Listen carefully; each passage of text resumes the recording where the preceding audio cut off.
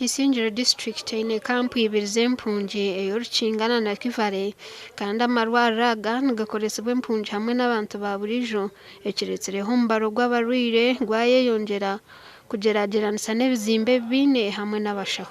Aha marwariro 8 agarikukozesibwa empungi n'abantu ba buriijo erya Rekubo Health Center 4 na Nshungyezi nigo gakirizeyo enamba y'abarwaire.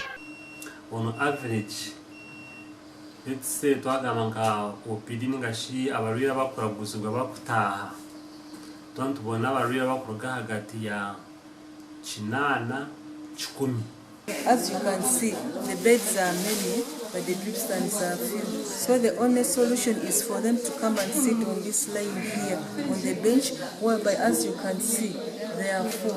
At least these stands here can be shared by 4 people. Mukuru w'entebe ya katano Haron Turahi nagira ngo bagemeserezibwe kwihabashaho mu marwariro agandi bakabata omumarwariro againe obuzibu bw'omwijurirano. District ntuza empungi mu settlements ibiri twine Orukinga twine na Kivale kandi na hate shahenya hindi yoningambere ibi za basi ziruno zireta empungi kuruga Burundi n'abandi kuruga Kongo konke cyo kunshobera amarwariro gitu guruga kumagana kwa kukari. Chairman Aroni nashaba government okwombeka irwariro lya district kihwere ahambaro gw'abarwaire bari omu marwariro aga.